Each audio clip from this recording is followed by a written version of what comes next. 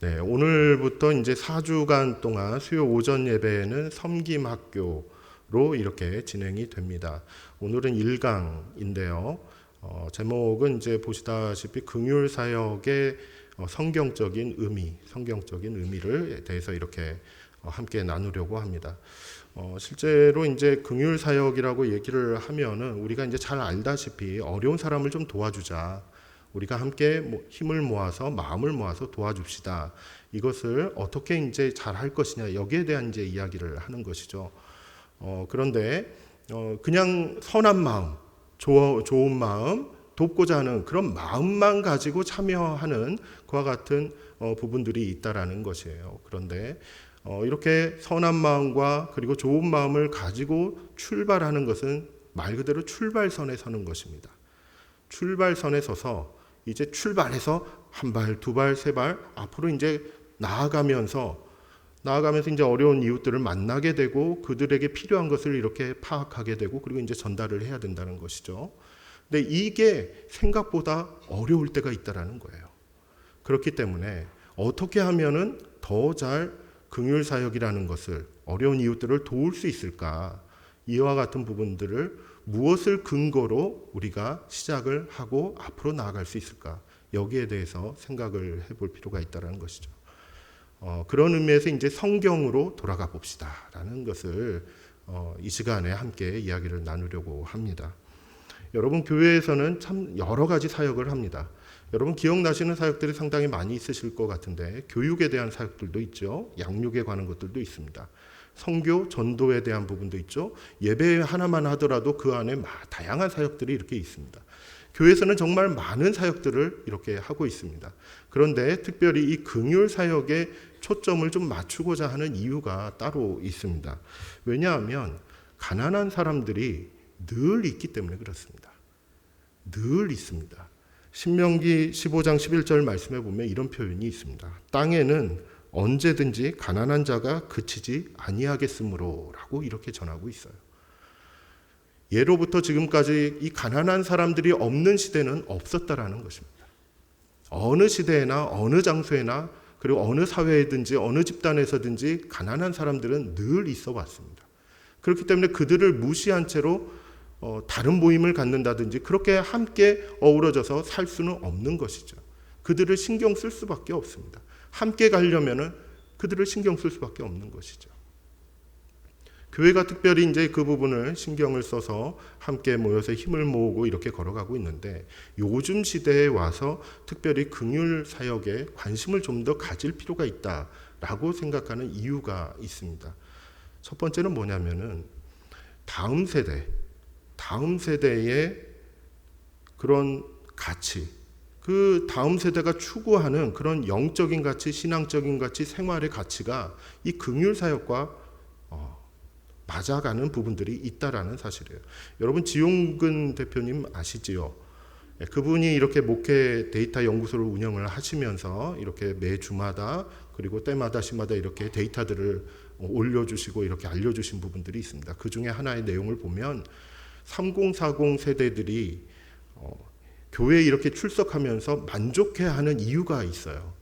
출석하는 그 사람들 가운데 그 3040 세대들 가운데 만족해하는 이유가 있습니다. 가장 큰 이유가 뭐냐면 교회 안에서 진정성 있는 그런 교제를 나눌 때 그때 참 만족을 한다. 이런 교제가 있기 때문에 교회 나온다. 이렇게 얘기를 하는 겁니다. 근데 두 번째 이유가 뭐냐면 교회가 사회적인 책임, 사회적인 역할을 충실하게 감당하고 있다라고 이렇게 느껴지기 때문에 그것 때문에 내가 우리 교회에 나오는 것에 만족한다. 이와 같은 보고가 있는 것이죠.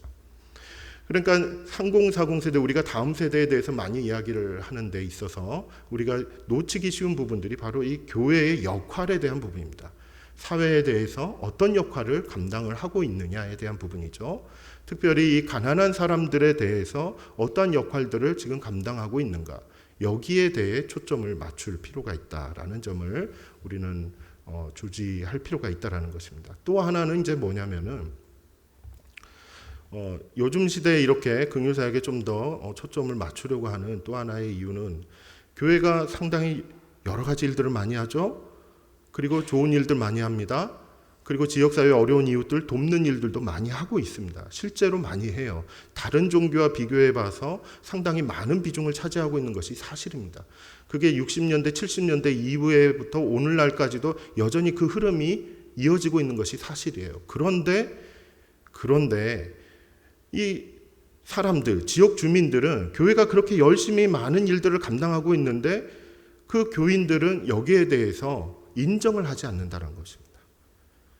교회가 사회적으로 이렇게 기여를 많이 하고 있다라는 거, 우리는 우리 스스로를 돌아볼 때는 많이 하고 있구나라고는 이렇게 자화자찬식으로 이렇게 생각할 수가 있는데 그 지역 주민들은 그렇게 생각하지 않는다라는 거예요. 그 목회 데이터 연구소에서 발표한 그 자료를 보면은 이렇게 우리 교회가 참 이렇게 사회적으로 참 잘하고 있다라고 이렇게 생각하는 교인이 70%가 훨씬 넘습니다. 그런데 지역 주민들 가운데 그 지역에 있는 교회가 사회적인 역할들을 잘 감당하고 있다라고 생각을 하느냐, 사회적으로 잘 기여하고 있다라고 생각하느냐라고 질문했을 때 그렇게 생각한다라는 그 비교인, 교회를 안 다니는 사람들은 14% 정도밖에 안 되는 거예요. 차이가 너무 크게 나타나는 것이죠. 왜 이럴까라는 생각이 좀 드는 것입니다. 우리는 한다고 했는데 왜 지역 주민들은 이것을 인정을 하지 못하는 것일까? 이게 홍보가 안 돼서 그런가? 우리가 이런 것들을 잘 해왔다는 것을 잘 알리지 않아서 그런가? 이런 생각도 드는 것이죠. 그런데 그 비교인, 교회를 다니지 않는 사람들이 왜 인정을 하지 않느냐면은 이렇게 평가를 내리는 거예요. 우리와는 전혀 다른 입장이죠. 어떻게 평가를 내리냐면 무엇인가를 도우러 가고 이렇게 봉사하러 간다고 했을 때 저 사람들은 나를 도우러 온 것이 아니다라고 보는 거예요. 왜 그렇게 생각을 하냐면 저 사람은 교회에서 나왔기 때문에 전도하려고 오는 것이다. 나를 도우려고 순수하게 내가 잘 되고 내가 이렇게 되는 것에 대해서 인정하고 오는 것이 아니라 그저 전도의 대상으로 생각하면서 이렇게 오려고 하는 것이다. 그게 이제 마음에 와닿지가 않는 거예요. 그러니까 교회의 목적을 이루기 위해서 오는 것이지 나를 생각해서 오는 것은 아니다. 라고 이렇게 생각을 한다는 것입니다. 그렇기 때문에 어떻게 보면 이게 좀 방향성이 잘 맞지 않는 이런 의미가 있다는 것이죠. 근데 이 점에 있어서 우리는 한 가지 예수님께서 이렇게 보여주셨던 그와 같은 사역의 내용들을 좀 살펴볼 때 어떻게 사람들이 예수님께로 이렇게 나올 수 있는 그 계기가 되었는가, 이 부분을 좀 보면은 한 가지가 있습니다. 뭐냐면 변화가 일어났다는 것입니다. 이거는 뭐냐면은 예수님께서 말씀을 전하시고 그리고 돕는 일을 하시고 치유하시는 사역을 했을 때 그 대상자가 변화가 됐다라는 것입니다. 마음이 변하든 몸이 변하든 삶의 형편이 변하든 뭔가 변화를 이끌어내는 그와 같은 일을 하셨다라는 것이죠. 그랬을 때 그 변화를 보고 하나님께 영광을 돌리면서 예수 그리스도에게로 나오는 그와 같은 일들이 많았다는 것이죠. 우리는 기여한다라고 했을 때 변화를 이끌어내고 있는가? 이걸 한번 돌이켜 봐야 된다는 거예요. 그리고 예수님께서 이렇게 이제 사역을 하셨을 때 이것이 일회성이 아니었다라는 것이죠. 지속적으로 그 마을에서 이렇게 사역을 하시고 어느 정도 정리가 되면 또 다른 마을로 가시고 이렇게 하셨다는 거예요. 그러니까 한 번 하고 말 거냐, 계속 할 것이냐, 이 부분이 우리는 생각을 해볼 필요가 있다라는 것입니다. 이런 점들을 이제 돌이켜 보면은 긍휼 사역이라는 것이 우리는 단순히 좋은 마음으로 좋은 일을 합시다, 선한 일을 합시다, 이와 같은 수준에서만 머물러서는 안 된다라는 것을 알 수가 있습니다. 변화를 이끌어내기 위해서 우리는 무엇을 신경 써야 될 것인가, 그리고 지속적으로 그리고 효과를 나타내기 위해서 우리는 어떤 부분에 좀 더 관심을 가지고 접근해 가야 될 것인가, 이와 같은 하나의 초점이 맞춰질 필요가 있다는 것이죠. 섬김학교를 시작하는 이유가 사실 거기에 있습니다. 섬김학교를 통해서 우리는 무엇을 하고자 하는가라고 했을 때 하나님의 말씀에 잘 무장이 되고 그 말씀대로 사역을 할 수 있는 그와 같은 사람들이 양성되기를 바라는 그와 같은 마음이 있는 것이죠. 그리고 또 하나의 마음은 무엇이냐면 바로 하나님의 말씀을 그대로 실천하는 우리들이지 않겠습니까? 그래서 긍휼 사역을 이렇게 감당한다라고 했을 때에도 우리의 방식, 사람의 방식이 아니라 성경적인 원리를 잘 배우고 그리고 그 원리를 우리의 사역 가운데 어떻게 적용을 시켜나갈 것인가, 이런 것들을 함께 공부하고 함께 연구하고 그리고 배울 수 있는 그와 같은 자리가 필요하다라는 점이죠. 이런 의미에서 실제로 이 성김학교를 계획을 하게 됐고 오늘 이렇게 시범적으로 시작을 하게 된 부분이 있습니다. 여러분, 방법이 상당히 중요합니다. 왜냐하면 그 긍휼사역에 이렇게 참여해 보신 분들은 아시겠지만은 누구를 도와야 할지 여러 명이 있는데 그 중에 누구를 특별히 도와야 될지, 그리고 그 누군가를 도울 때 어느 정도 도와야 될지, 그리고 언제까지 도와야 될지, 이런 부분들이 잘 정해지지 않으면은 이게 정말 밑 빠진 독에 물 붓기처럼 이렇게 쭉 계속 이렇게 주기만 해야 되는 그런 상황이 펼쳐지기도 한다라는 점이죠. 근데 이것을 정하기가 너무 어려운 것이에요. 사회는 이미 어느 한계선을 정해놓고 이만큼 하면 이 정도 효과가 나타날 것이다, 이런 것들을 다 계산을 하고 그리고 다 따져보면서 이렇게 일들을 기획을 하는데 우리는 그럴 만한 그런 여유나 어떤 역량들이 아직 갖추어지지 않았다라는 점이죠.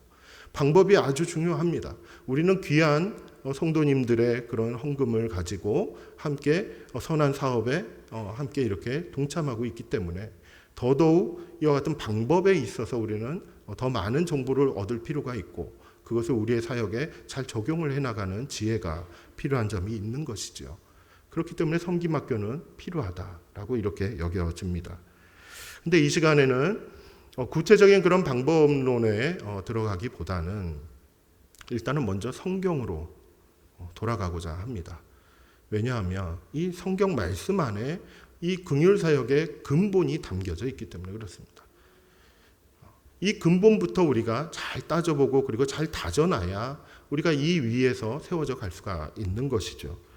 성경 말씀이 바로 긍휼사역의 근거가 되고 그리고 이 성경을 통해서 우리는 긍휼사역을 끝까지 지속적으로 이렇게 참여할 수 있는 힘을 공급받을 수 있기 때문에 이 말씀을 기반으로 해서 우리는 출발할 필요가 있다라는 점입니다.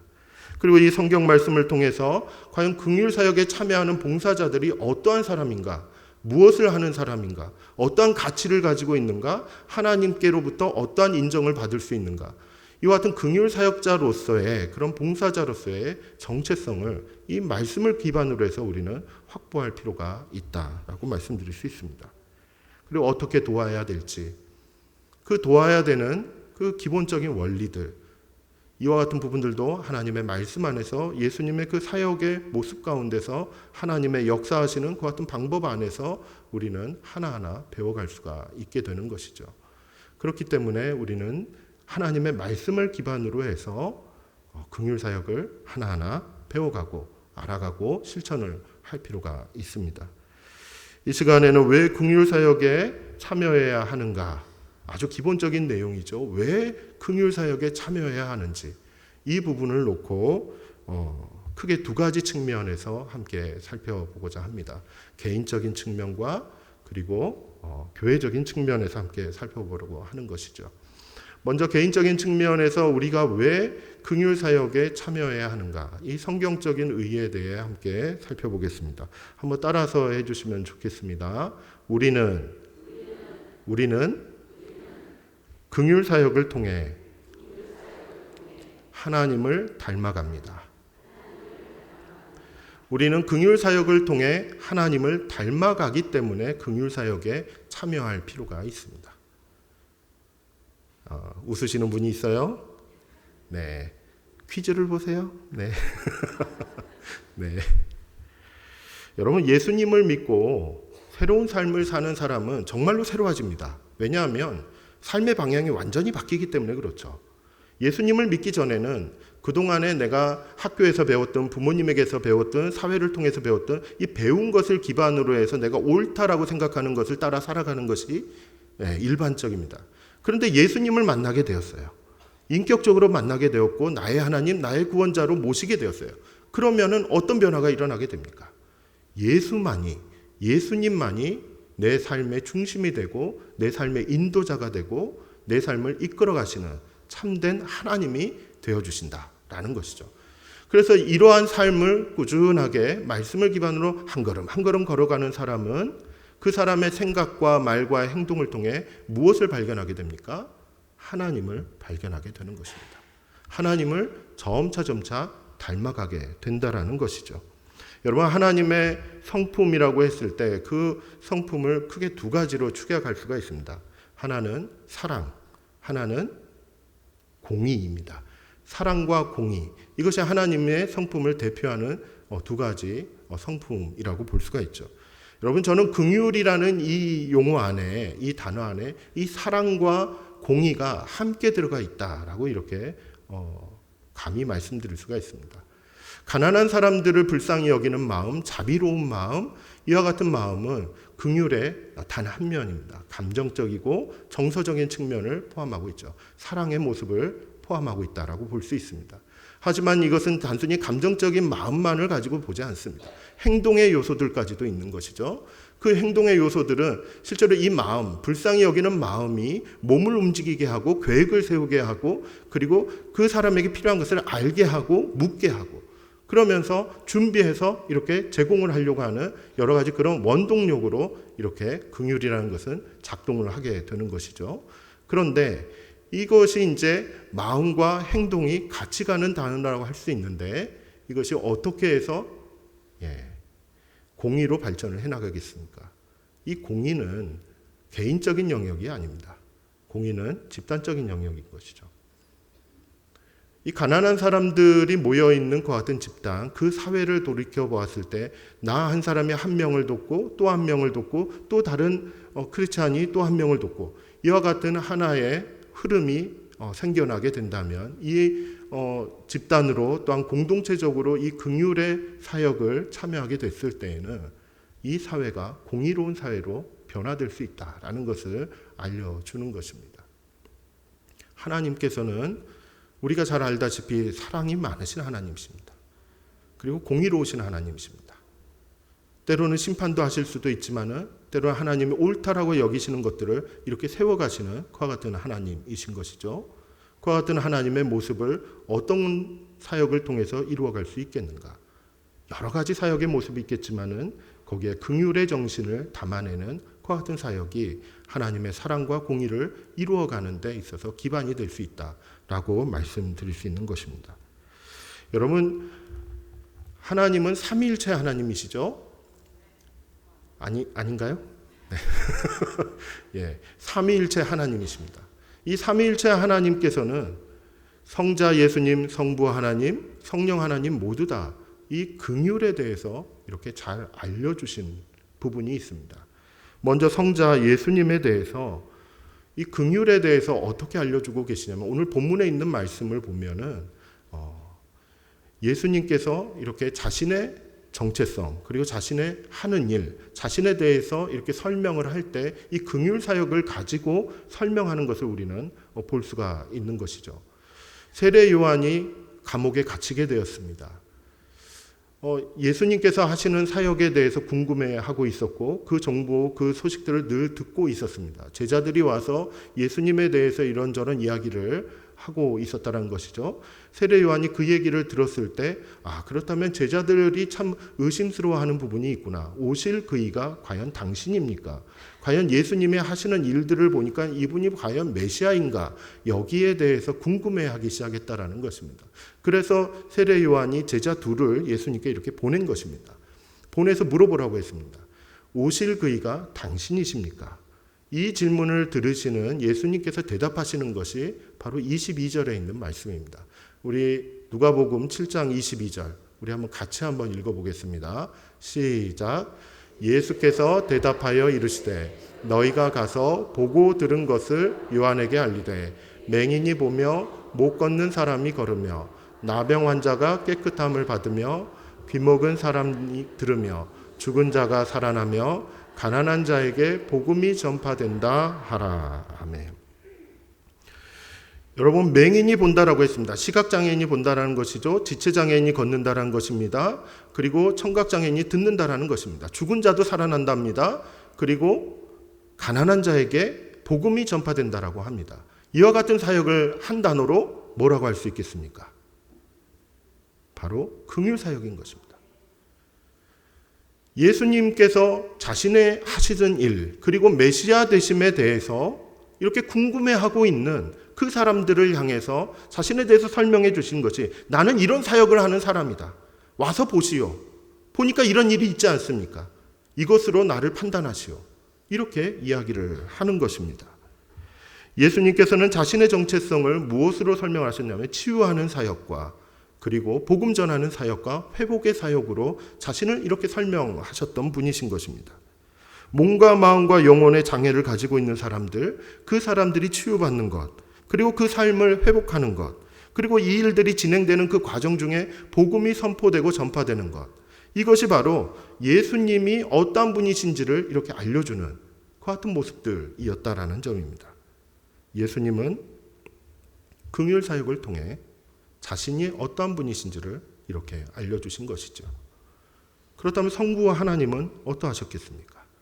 성부 하나님은 어떻게 자신의 모습을 이렇게 그리고 하나님의 뜻을 이렇게 알려주셨을까요? 여러분 출애굽기 33장 19절 말씀을 우리 한번 같이 읽어보겠습니다. 시작.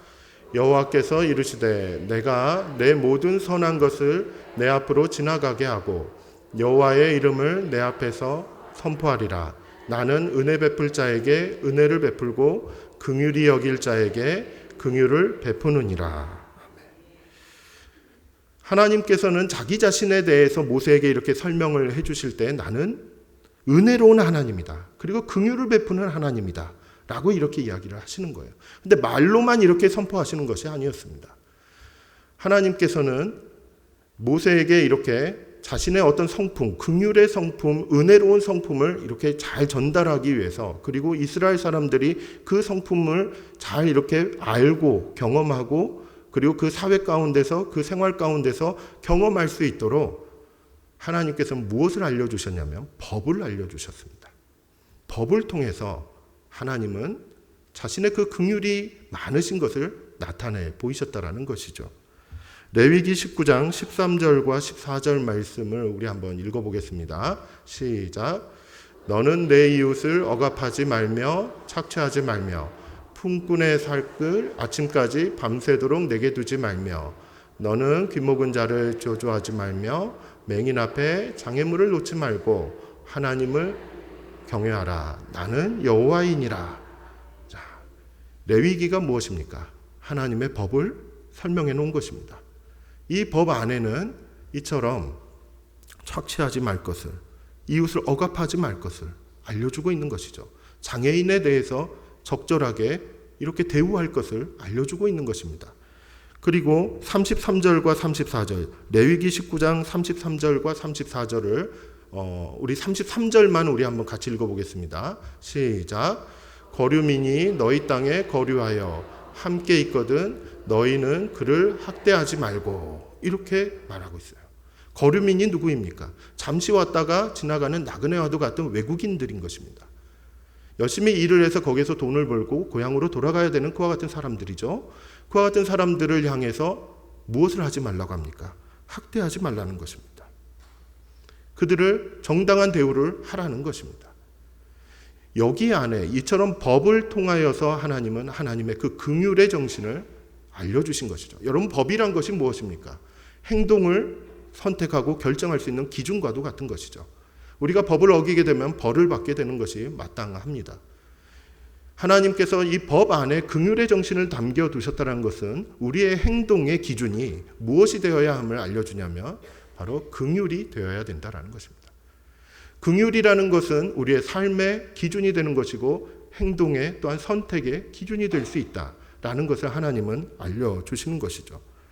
성부 하나님께서는 이처럼 법을 통해서 우리에게 긍휼을 나타내 보이셨습니다. 여러분, 신약의 말씀에 보면은 이 긍휼이 어디까지 이렇게 발전을 하게 되냐면은 심판의 기준으로 나아가는 것을 우리는 확인할 수 있습니다. 야고보서 2장 13절 말씀. 2장 13절 말씀 우리 한번 같이 읽어보겠습니다. 시작. 긍휼을 행하지 아니하는 자에게는 긍휼 없는 심판이 있으리라. 긍휼은 심판을 이기고 자랑하느니라. 이처럼 이 긍휼이라는 것은 하나님의 구원과도 연결이 되어 있다는 것이죠. 긍휼을 선택하고 긍휼을 기준으로 해서 우리가 무엇인가를 행동을 방향을 설정해 나아갈 때 우리는 심판으로부터 멀어질 수 있다라는 것을 오늘의 말씀은 이렇게 알려주고 있는 것입니다. 여러분 성자 예수님 그리고 성부 하나님 이처럼 긍휼에 대해서 자신의 모습들을 이렇게 표현을 하셨습니다. 여러분 성령 하나님은 어떠하셨을까요? 성령 하나님을 우리는 무엇이라고 부릅니까? 잘 아실 겁니다. 보혜사라고 부릅니다. 보혜사. 어떻게 보면은 성령님에 대한 다른 이름, 별명과도 같은 그와 같은 이름이죠. 보혜사, 파라클레토스라고 이야기하죠. 변호사, 중재하는 사람, 이와 같은 사람을 가리킵니다. 여기에 그 속뜻을 돌이켜 보면은 바로 보호하는 사람, 그리고 지켜주는 사람, 이와 같은 의미가 담겨져 있는 것이죠. 누군가를 보호하고 지켜준다라는 것은 긍휼의 마음을 가지고서야 비로소 가능한 것입니다. 여러분 성령님의 그 사역 가운데 가장 대표적인 사역이 혹시 무엇인지 아십니까? 기도입니다. 기도. 여러분 로마서 8장 26절 우리 한번 같이 읽어보겠습니다. 시작. 이와 같이 성령도 우리의 연약함을 도우시나니 우리는 마땅히 기도할 바를 알지 못하나 오직 성령이 말할 수 없는 탄식으로 우리를 위하여 친히 간구하시느니라. 성령님께서 지금도 하고 계시는 것은 바로 기도이신 것입니다. 우리의 연약함을 잘 아신다라고 했습니다. 연약함을 보시고 너는 잠깐 좀 쉬어. 저리 가. 나랑 같이 할 수가 없어. 이렇게 배제하시는 것이 아니었습니다. 함께 하자라고 하시는 것입니다. 그리고 함께 하시면서 성령님께서는 우리를 위해 무엇을 하시냐면은 말할 수 없는 그와 같은 탄식으로 간구하신다라고 이렇게 이야기하시는 거죠. 이 마음이 그처럼 그렇게 기도하시는 성령님께로부터 우리는 무엇을 느낄 수 있습니까? 우리를 긍휼히 여기신다. 우리의 연약함을 아시지만은 지키시고 돌보아 주신다. 이것을 우리는 느낄 수 있게 되는 것이죠. 여러분 성령님의 열매도 여러분 잘 알지 않습니까? 사랑에서부터 절제까지 그 9가지 열매 중에 여러분 중간쯤에 무엇이 있는지 아십니까? 자비가 있는 것입니다.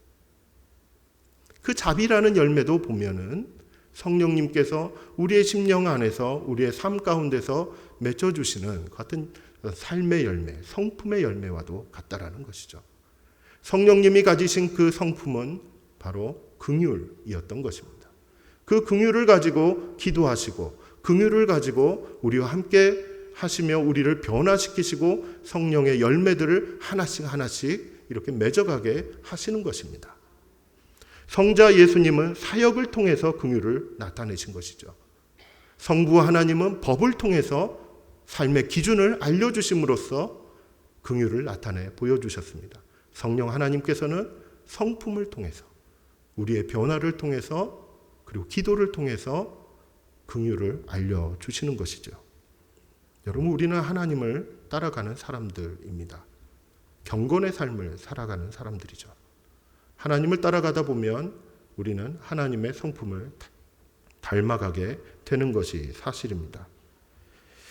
야고보서 1장 27절 말씀 우리 한번 같이 읽어보겠습니다. 시작. 하나님 아버지 앞에서 정결하고 더러움이 없는 경건은 곧 고아와 과부를 그 환난 중에 돌아보고 또 자기를 지켜 새 속에 물들지 아니하는 그것이니라. 여러분 경건이라고 했을 때 하나님이 인정하실 만한 하나님께서 흠이 없다, 더러움이 없다, 정결하다 라고 인정하실 만한 경건의 첫 번째 요소가 무엇이었겠습니까? 고아와 과부를 그 환난 중에 돌아보는 사람인 것입니다. 경건의 모습 안에는 이처럼 긍휼의 정신이 담겨져 있습니다. 긍휼과 멀어진 경건은 경건이 아닌 것이죠. 외식하는 것과도 같은 것입니다. 왜 우리는 긍휼 사역을 신경 쓰고 참여해야 하겠습니까? 하나님이 바로 긍휼이 풍성하신 하나님이시기 때문에 그렇습니다. 우리는 긍휼이 풍성하신 하나님을 따라 살아가는 그와 같은 사람들이기 때문에 우리는 긍휼 사역을 신경 쓸 필요가 있고 참여할 필요가 있다라는 점입니다. 이러한 삼위일체 하나님, 그 하나님의 긍휼이 우리의 신앙생활 가운데, 우리의 성품 가운데 잘 자리 잡기를 간절히 바랍니다. 두 번째로 긍휼 사역의 성경적인 의의, 왜 긍휼 사역에 참여해야 하는가? 이것에 대해서 우리는 교회적인 측면에서 그 의의를 살펴볼 수가 있습니다. 한번 따라서 해보시겠습니까? 교회는 긍휼 사역을 통해 하나님 나라를 나타냅니다.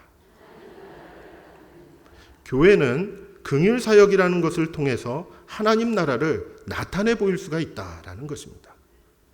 이것에 대해서는 예수님께서 너무나도 분명하게 알려주신 부분이 많습니다. 여러분, 예수님의 그 사역을 아마 잘 기억하고 계실 것입니다.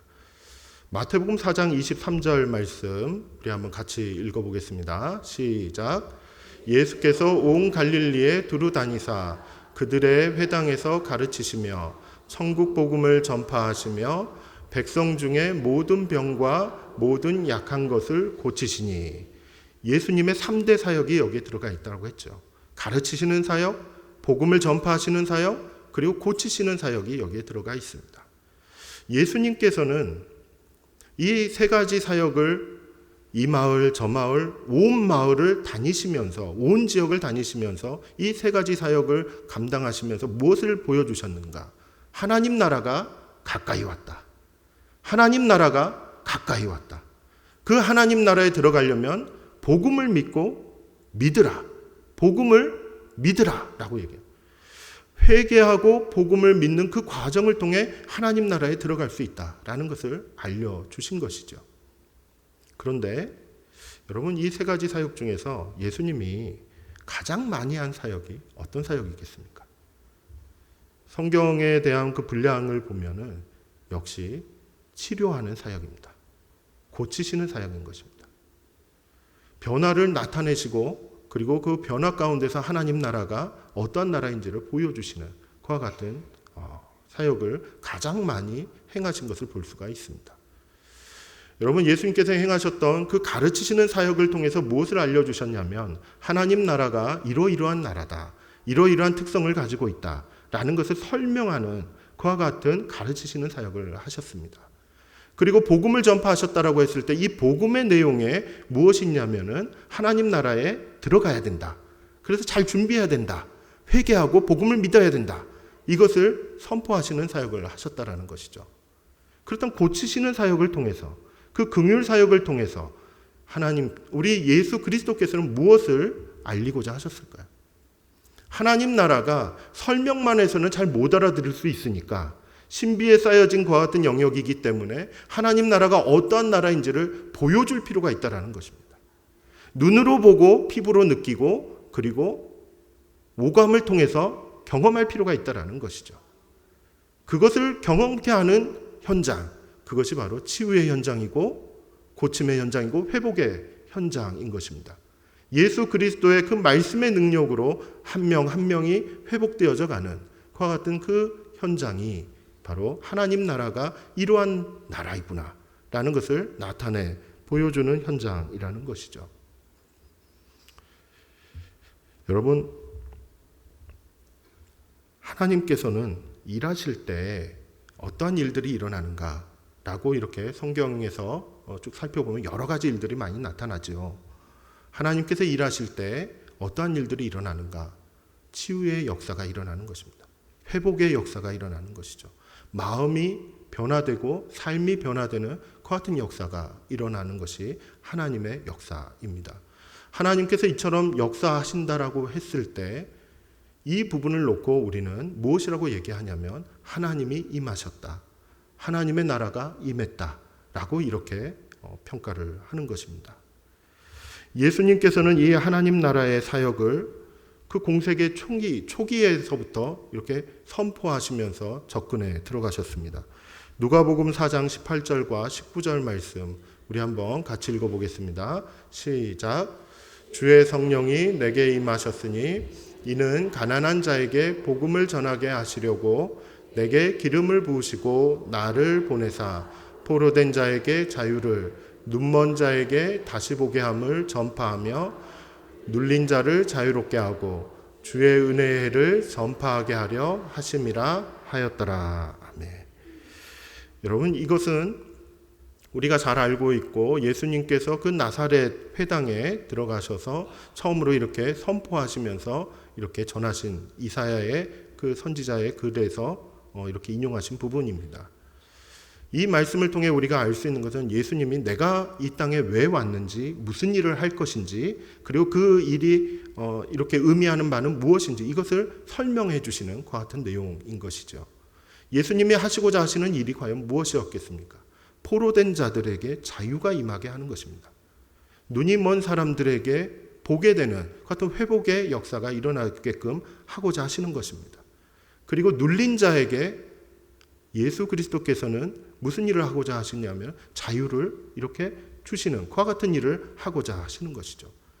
이것을 한 단어로 무엇이라고 말할 수 있겠습니까? 긍휼사역인 것입니다. 자유롭게 되는 것입니다. 몸의 질병으로부터 자유롭게 되는 것, 마음의 질병으로부터 자유롭게 되는 것, 영적인 부분, 사회적인 부분들까지도 다 모두 다 눌려있는 부분들이 자유롭게 되는 것, 이것을 긍휼사역이다. 예수님께서 하나님 나라를 나타내 보이시기 위해서 행하셨던 그와 같은 사역이다라는 것을 우리는 여기서 알 수가 있게 되는 것입니다. 여러분, 우리는 치유 그리고 회복 이것을 이제 주로 생각을 해볼 때 어떤 영역을 많이 생각하게 되냐면 질병에 대한 이야기를 많이 하게 됩니다. 아픈 몸, 아픈 마음 이런 것이 치유되고 회복되는 것, 여기에 많은 관심과 그리고 우리의 시선이 머물러 있는 것이 사실이죠. 그런데 예수님께서 자유를 이렇게 선포하시고 회복을 명하시고 그리고 치유하시는 그 현장 가운데서는 몸과 마음이 회복되고 이렇게 건강하게 변화되고 하는 그것만을 이야기하지 않습니다. 여러분, 요한복음 8장에 보면은 가늠하다가 잡힌 여인이 있습니다. 그 여인을 향해서 사람들은 돌로 쳐서 죽여야 된다라고 주장을 하지요. 예수님은 무엇이라고 주장을 하십니까? 나도 너를 정죄하지 아니하노니 가서 다시는 죄를 범하지 말라. 죄를 용서해 주시고 그리고 다시 변화된 삶을 살 수 있도록 기회를 주시는 그와 같은 일을 하시는 것입니다. 누가복음 19장에는 삭개오 이야기가 나옵니다. 삭개오에게는 예수님이 무엇이라고 말씀하셨습니까? 오늘 구원이 이 집에 이르렀으니 이 사람도 아브라함의 자손이다 라고 이렇게 선포하시는 것입니다. 그는 몸이 약하거나 그리고 마음이 아프거나 그와 같은 상태는 아니었습니다. 그런데 하나님께서 실제로 그 자리에 임하시고 예수 그리스도를 통해서 이렇게 행하신 그와 같은 역사하시는 모습은 이 삭개오는 사회적으로 이제는 평화를 누릴 수 있는 그와 같은 기회를 얻게 되었다라는 것이죠. 눌려있던 것은 여러 가지 종류가 있는 것입니다. 그것으로부터 자유롭게 하는 것, 이것이 바로 예수님이 하셨던 긍휼 사역인 것이죠. 오늘날 이 사역을 우리는 교회가 이어받고 있는 것입니다. 교회가 행하는 그와 같은 여러 가지 긍휼 사역의 내용들을 우리는 이제 다음 시간에, 다음 주죠, 이렇게 살펴보려고 합니다. 여러 가지 그와 같은 내용들 가운데에서 우리는 어떠한 것을 실천해 갈 수 있는가, 그것을 살펴보겠지만은 분명한 것은 몸에 아픈 것, 마음이 아픈 것, 그리고 사회적으로나 이렇게 눌려있는 이와 같은 부분들, 이런 것들이 어떻게 회복이 되고 있는지 이 부분에 우리는 관심을 가질 필요가 있다라는 것이죠.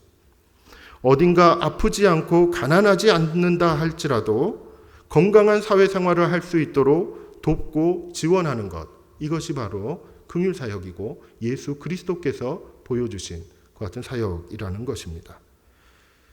단순히 질병 치료 이와 같은 차원에서 넘어서서 이들의 삶을 누르고 있는 모든 걸로부터 참 자유를 얻게 하는 그 사역, 이것이 하나님 나라를 나타내는 사역이고 하나님께서 예수님을 보내신 그리고 우리를 보내시는 그와 같은 목적이다라고 이렇게 이야기할 수 있습니다. 교회된 우리는 예수님을 따라가는 것이 당연합니다. 예수님의 어떤 모습을 우리가 따라갈지 다시 한번 돌아보면서 우리가 함께 공동체로 모여서 하나님 나라를 나타내 보이고자 한다고 했을 때 어떤 경로를 통해 나타나게 될지 우리가 다시 한번 돌아보기를 바랍니다. 이 시간에는 여러 가지 성경 구절을 통해서 우리가 긍휼 사역에 참여해야 하는 이유에 대해서 함께 살펴보았습니다. 개인적으로는 긍휼이 풍성하신 하나님을 닮아갈 수 있기 때문에 우리는 긍휼 사역에 참여할 필요가 있습니다. 그리고 교회적으로는 예수님께서 나타내셨던 그 하나님의 나라, 이 나라가 우리 교회를 통하여서 나타날 수 있기 때문에 나타낼 수 있기 때문에, 그렇기 때문에 긍휼사역에 참여할 필요가 있습니다. 긍휼사역부에 소속이 되어 있으시든 그렇지 않으시든 이 자리에 앉아있는, 그리고 이 영상을 보시는 모든 성도님들께서는 아마 있는 자리에서 이 긍휼의 마음을 가지고 여러 가지 모양으로 이렇게 사역에 동참하고 계실 거라고 믿습니다. 여러분들의 삶을 통하여서, 그리고 우리의 성품을 통하여서 하나님은 하나님의 나라를 이렇게 나타내 보이실 것입니다. 바라옵기는 하나님의 이와 같은 바람이 우리도 긍휼이 충만한 사람으로 변화되기를 원하시는 그러한 하나님의 바람, 그리고 우리의 교회를 통하여서 하나님의 그 긍휼, 그리고 하나님의 나라가 이렇게 잘 전파되기를, 나타내 보여지기를 원하시는 그 하나님의 바람이 우리가 다시 한번 기억하고 우리의 삶 가운데서, 신앙생활 가운데서 실천할 수 있는 그 하나의 기본으로, 근간으로 삼을 수 있기를 간절히 바랍니다. 하나님의 은혜와 평강이 우리 모두에게 넘쳐나시기를 예수님의 이름으로 축복합니다.